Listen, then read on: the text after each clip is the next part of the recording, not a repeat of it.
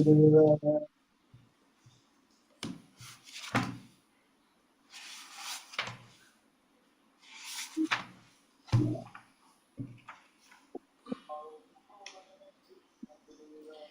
കൃഷ്ണ. ഓം നമോ ഭഗവതേ വാസുദേവായ. ഓം നമോ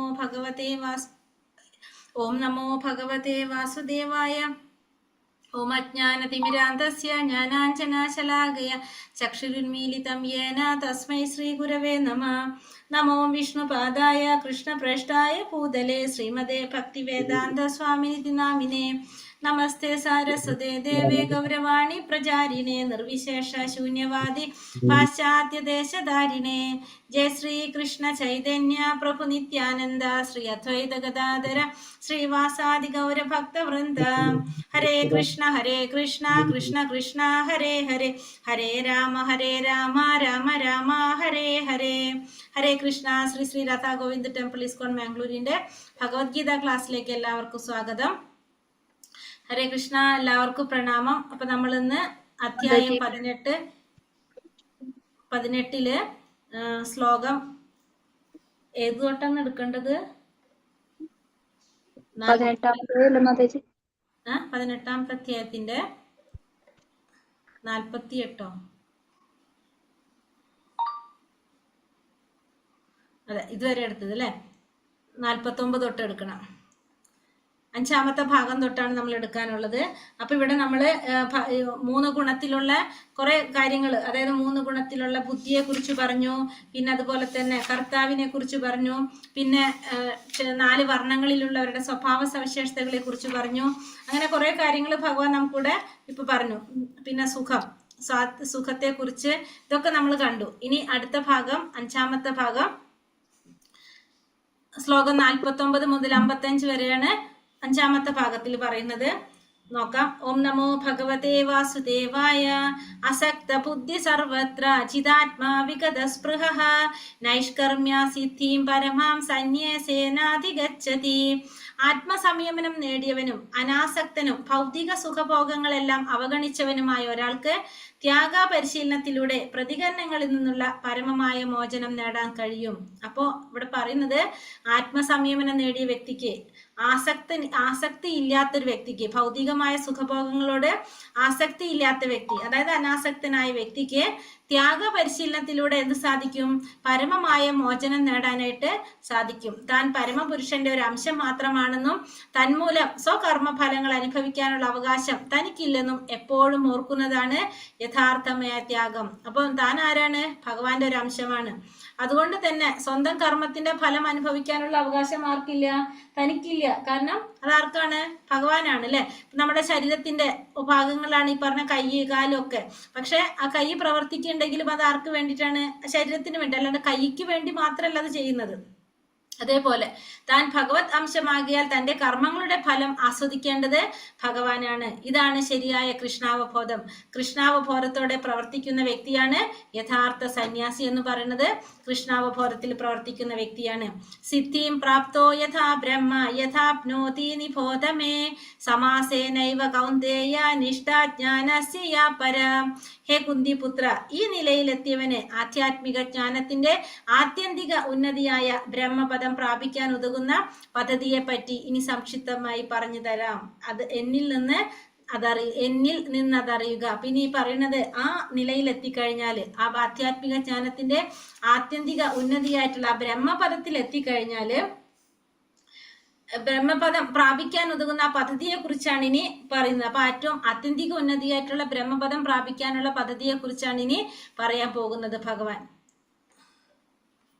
ബുദ്ധ്യാ വിശുദ്ധയാ യുക്തോ ധൃത്യാത്മാനം നിയമ്യ ച ശബ്ദാദീൻ വിഷയാം ത്യക്താ രാഗദ്വേഷവ്യത്യസ്യ ച വിവിക്താസേ വിലക്വാശി യത്താ വാക്കായ മാനസ ധാന്യയോഗ പരാം നിത്യം വൈരാഗ്യം സമുപാശ്രിതഃ അഹങ്കാരം ബലം ദർപ്പം കാമം ക്രോധം പരിഗ്രഹം വിമുച്യ നിർമ്മമാ ശാന്തോ ബ്രഹ്മഭൂയായ കൽപ്പതേ.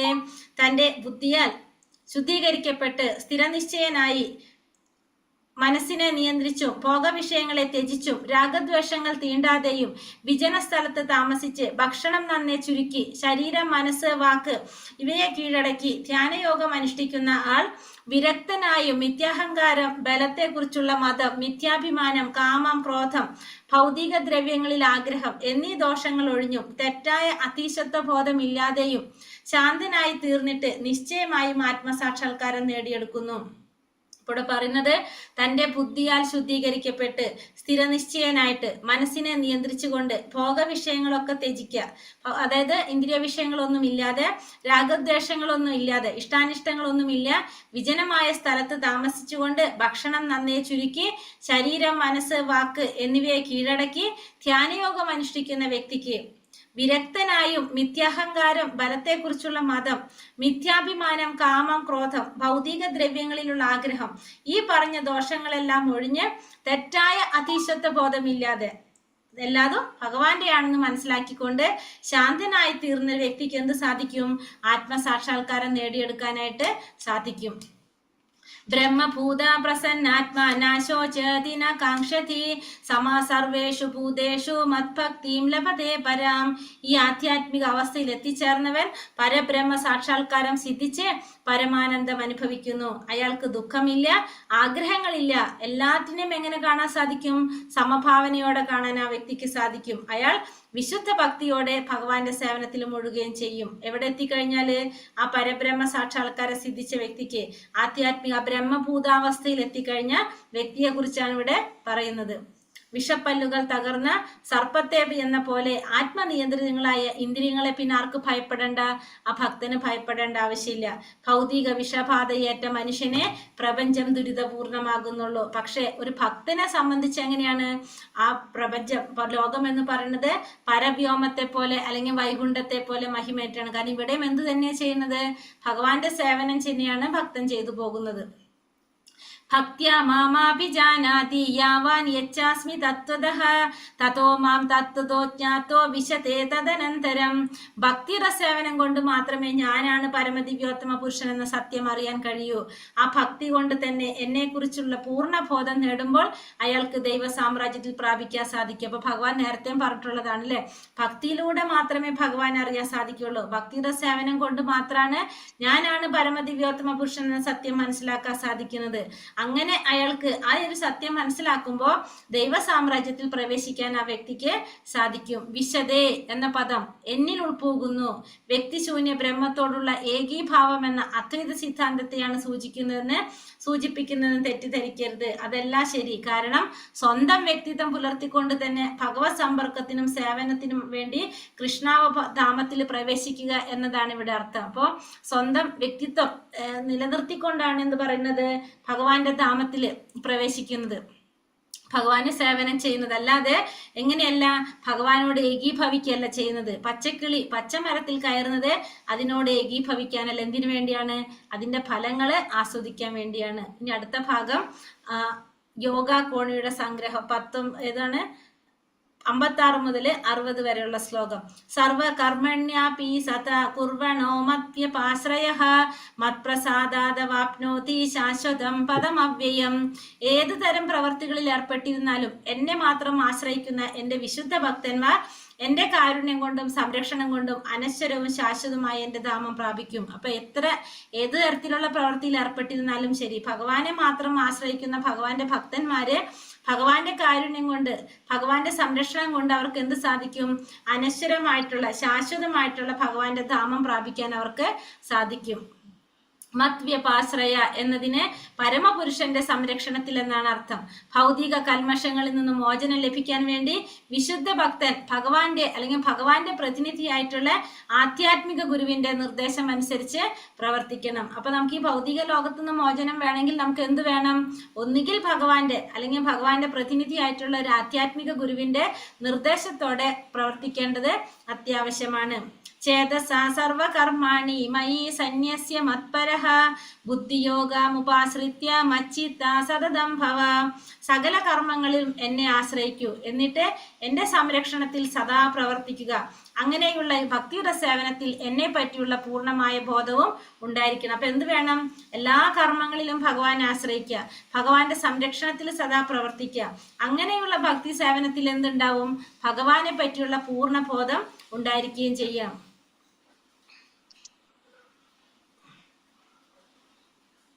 മച്ചിത്ത സർവദുർഗാണി മത്പ്രസാദാത് പരിഷ്യസി അഥ ചേതോ മഹങ്കാരൻ നാശോഷ്യസി വിനക്ഷ്യസി.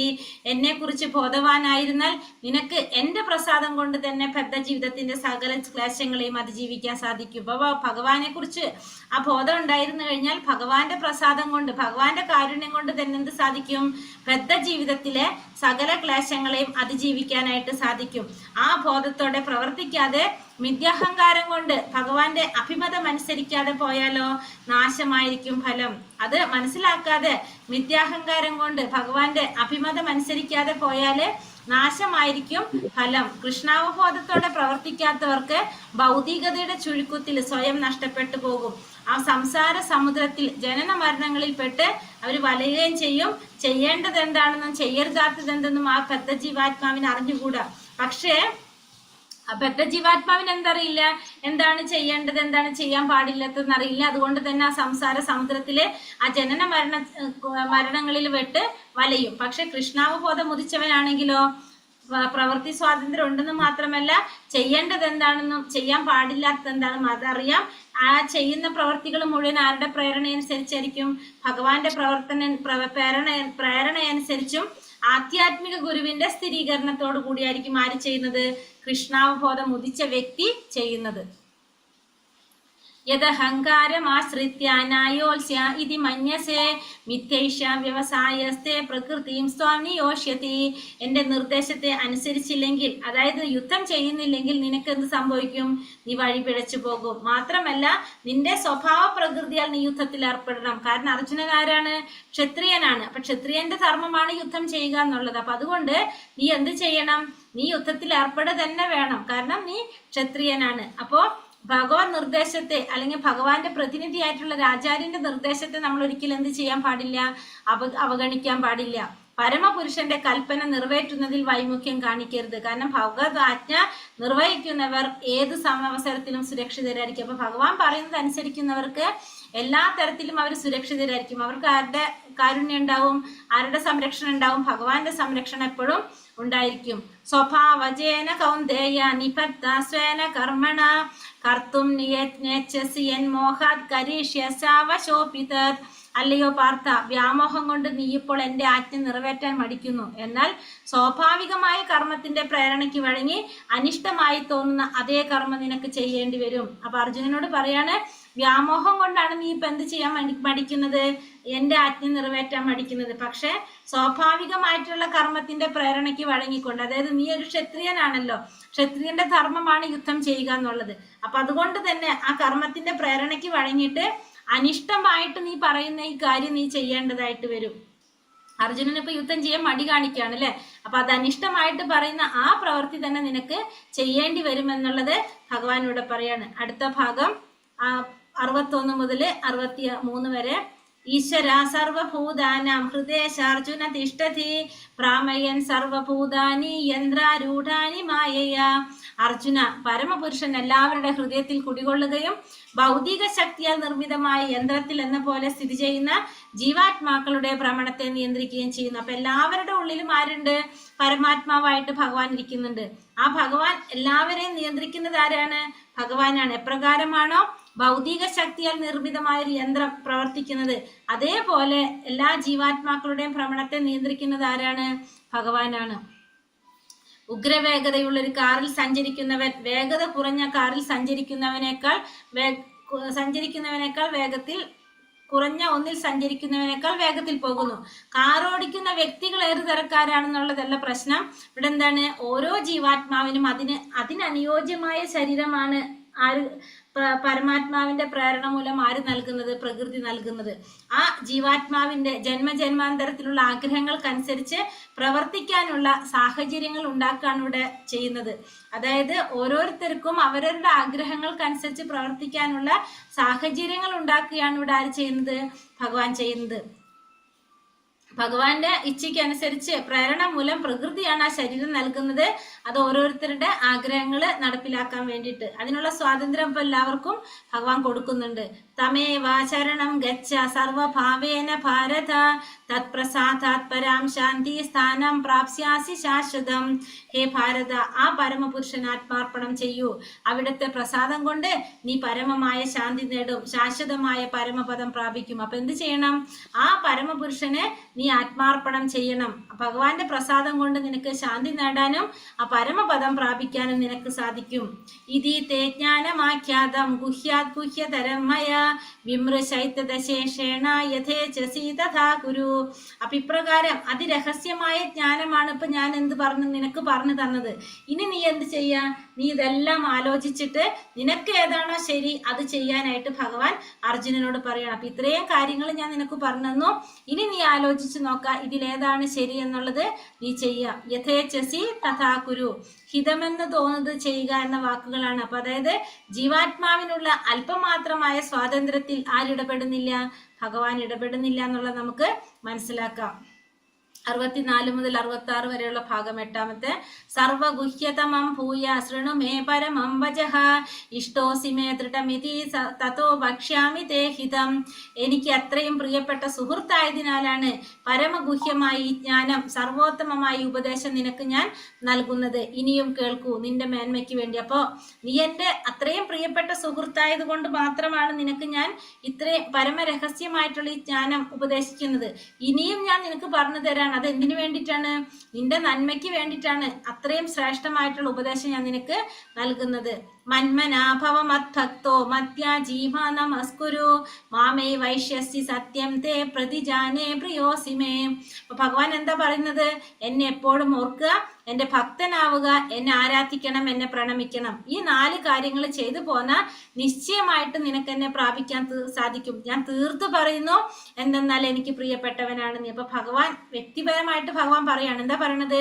എപ്പോഴും നീ എന്നെ ഓർക്കണം, എന്റെ ഭക്തനാവണം, എന്നെ ആരാധിക്കണം, എന്നെ പ്രണമിക്കണം. ഈ 4 കാര്യങ്ങൾ ചെയ്തു കഴിഞ്ഞാൽ നിശ്ചയമായിട്ട് നിനക്ക് എന്നെ പ്രാപിക്കാൻ സാധിക്കും.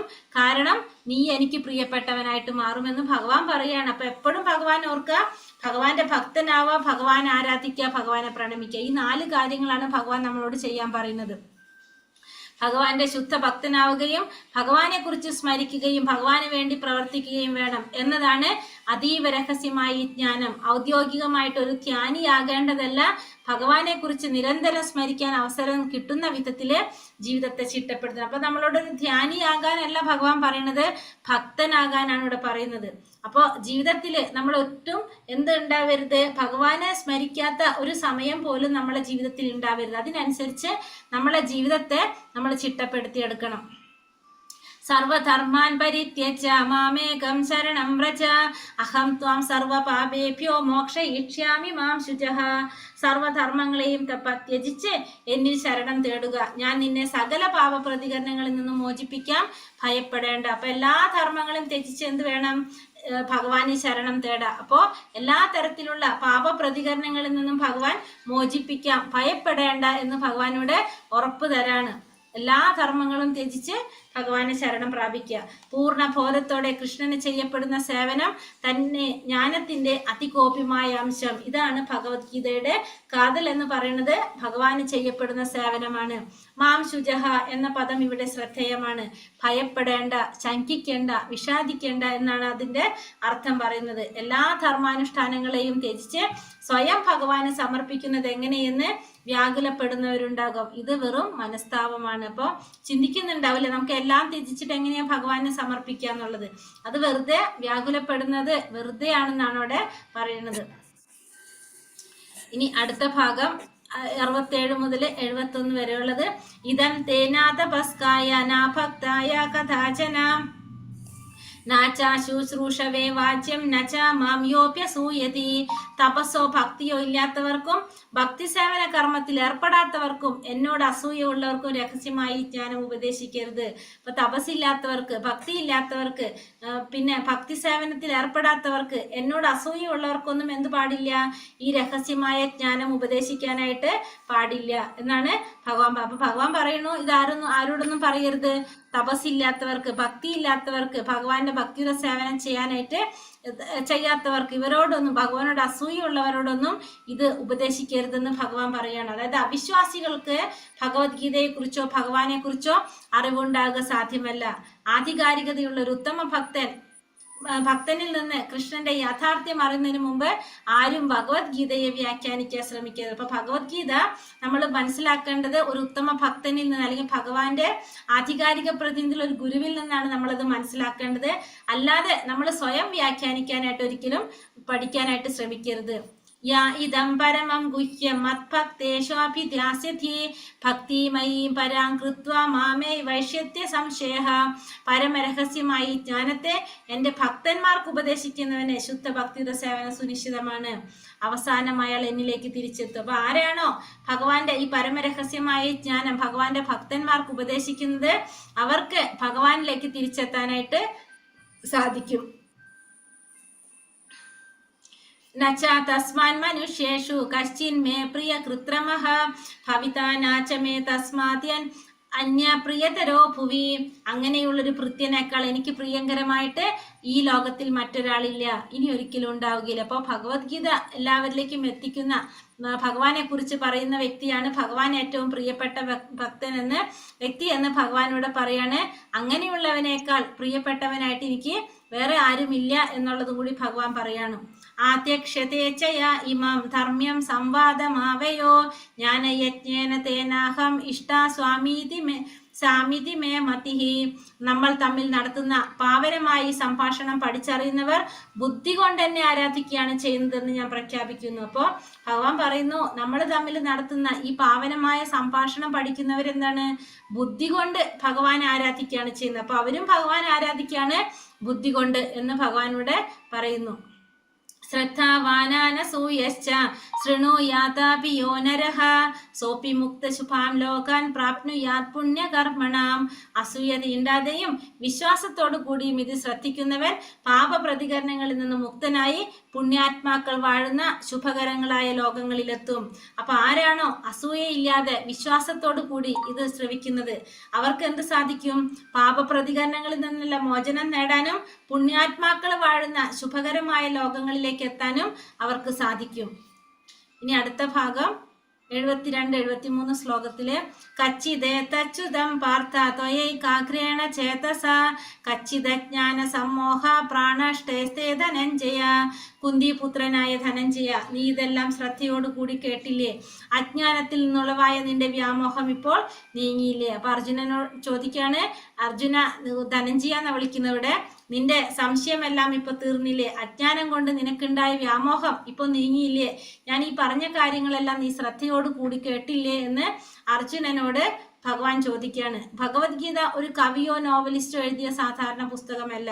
പരമദിവ്യോത്തമ പുരുഷനായ ഭഗവാനാണത് പറഞ്ഞിരിക്കുന്നത്. അപ്പൊ അതുകൊണ്ട് ഭഗവാനിൽ നിന്ന്, അല്ലെങ്കിൽ ഭഗവാന്റെ പ്രതിപുരുഷനായിട്ടുള്ള യഥാർത്ഥ ആധ്യാത്മിക ഗുരുവിൽ നിന്നായിരിക്കണം ഈ ഉപദേശങ്ങൾ കേൾക്കേണ്ടത്. അത് കേൾക്കാൻ ഭാഗ്യമുണ്ടായവന് മുക്തനാകുമെന്നുറപ്പാണ്. അയാൾക്ക് അജ്ഞാന തമസിൽ നിന്ന് മോചിതനാകും. ആ ഇരുട്ടിൽ നിന്ന് മോചിതനാകാനായിട്ട് അങ്ങനെയുള്ള വ്യക്തിക്ക് സാധിക്കും. അപ്പൊ അർജുനൻ എന്താ പറയുന്നത്? അർജുന ഉവാച നഷ്ടോ മോഹസ്മൃതിർ ലബ്ധ ത്വത്പ്രസാദാന്മയാച്യുത സ്ഥിതോസ്മി ഗത സന്ദേഹ കര്യഷേ വചനം തവ. അർജുനൻ പറഞ്ഞു, അല്ലയോ പ്രിയപ്പെട്ട കൃഷ്ണ, ഹേ അച്യുത, ഇപ്പോൾ എന്റെ വ്യാമോഹം തീർന്നു. അങ്ങയുടെ കരുണ കൊണ്ട് ബുദ്ധി തിരിച്ചു കിട്ടി. ഞാൻ ഇപ്പോൾ ദൃഢനും സംശയരഹിതനുമാണ്. അങ്ങയുടെ ആജ്ഞയനുസരിച്ച് പ്രവർത്തിക്കാൻ തയ്യാറായിരിക്കുന്നു. അപ്പൊ ഞാനിപ്പോ ദൃഢനാണ്, സംശയരഹിതനാണ്, അങ്ങയുടെ ആജ്ഞയനുസരിച്ച് പ്രവർത്തിക്കാൻ തയ്യാറാണ്. കാരണം എന്റെ വ്യാമോഹമെല്ലാം തീർന്നു. അങ്ങയുടെ കാരുണ്യം കൊണ്ട് എന്റെ ബുദ്ധി എനിക്ക് തിരിച്ചു കിട്ടുകയും ചെയ്തു. ഈ ശ്ലോകത്തിലെ മോഹം എന്ന പദം ശ്രദ്ധേയമാണ്. ജ്ഞാനത്തിന് വിരുദ്ധമാണ് മോഹം. എല്ലാ ജീവാത്മാക്കളും എന്നേക്കും ഭഗവാന്റെ ദാസന്മാരാണെന്ന ബോധം തന്നെ യഥാർത്ഥ ജ്ഞാനം. ആ നില മറന്ന് ആരുടെയും ദാസനല്ലെന്നും ഭൗതിക ലോകത്തിന്റെ ഉടമയാണെന്നും ജീവാത്മാവ് വിശ്വസിച്ചാൽ അവിടെ എന്താണ്? ആ ഭഗവാന്റെ കാരുണ്യമില്ലാതെ, അതായത് ഈ മോഹമൊഴി, അതായത് ഭഗവാന്റെയോ ഒരു ഉത്തമ ഭക്തന്റെയോ കരുണയുണ്ടായാൽ ഈ മോഹമൊഴി. അപ്പൊ മോഹം എന്ന പദം ജ്ഞാനത്തിന് വിരുദ്ധമായിട്ടാണ് എന്ത് പറയണത്? മോഹം എന്ന് പറയുന്നത്. അപ്പൊ താൻ ഭഗവാന്റെ ദാസനല്ല, ഭൗതിക ലോകത്തിന്റെ ഉടമയാണെന്ന് വിശ്വസിച്ചാൽ ആ മോഹം അവിടെ ഇല്ലാതാകും. ഇനി അടുത്ത ഭാഗം 74 മുതൽ 78 വരെയുള്ള ശ്ലോകം. സഞ്ജയ ഉവാച ഇത്യഹം വസുദേവസ്യ പാർത്ഥസ്യ ച മഹാത്മനഃ സംവാദമിമമശ്രൗഷം അത്ഭുതം രോമഹർഷണം. സഞ്ജയൻ പറഞ്ഞു, ഇപ്രകാരം മഹാത്മാക്കളായ ശ്രീ കൃഷ്ണാർജുനന്മാർ തമ്മിൽ നടന്ന സംഭാഷണം ഞാൻ കേട്ടു. അത്ഭുതകരമായ സന്ദേശം എന്നെ കോൾമേർ കൊള്ളിക്കുന്നു. അപ്പൊ സഞ്ജയൻ പറയാണ് ധൃതരാഷ്ട്രടുത്ത്, ഇപ്രകാരം അർജുനനും കൃഷ്ണനും തമ്മിൽ നടന്ന ആ സംഭാഷണം ഞാൻ കേട്ടു. അത്ഭുതകരമായ ഈ സന്ദേശം എന്നെ കോൾമേർ കൊള്ളിക്കുന്നെന്നാണ് ആര് പറയുന്നത്? സഞ്ജയൻ പറയുന്നത്. വ്യാസപ്രസാദാച്യുത വാനേ തദ്ഗുഹ്യമഹം പരം യോഗം യോഗേശ്വരാത് കൃഷ്ണ സാക്ഷാത് കഥയതാ സ്വയം. യോഗേശ്വരനായ കൃഷ്ണൻ തന്നെ അർജുനന് പരമരഹസ്യമായി യോഗം ഉപദേശിച്ചത് വ്യാസദേവന്റെ അനുഗ്രഹത്താൽ എനിക്ക് നേരിട്ട് കേൾക്കാൻ ഇടവന്നു. അപ്പോ യോഗേശ്വരനായ കൃഷ്ണൻ തന്നെയാണ് അർജുനന് ഈ പരമരഹസ്യമായ ആ യോഗം ഉപദേശിച്ചത്. അത് ഭഗവാന്റെ വ്യാസദേവന്റെ അനുഗ്രഹം കൊണ്ടാണ് ആർക്ക് നേരിട്ട് കേൾക്കാൻ സാധിക്കുന്നത്? സഞ്ജയന്. കാരണം സഞ്ജയന്റെ ഗുരുവാണ് വ്യാസദേവൻ. വ്യാസദേവന്റെ അനുഗ്രഹം കൊണ്ടാണ് ആ ഭഗവാനെ കുറിച്ചുള്ള കാര്യങ്ങൾ ആർക്കറിയാൻ സാധിച്ചത്? സഞ്ജയൻ അറിയാൻ സാധിച്ചത്. സഞ്ജയന്റെ ആധ്യാത്മിക ഗുരുവാണ് വ്യാസൻ.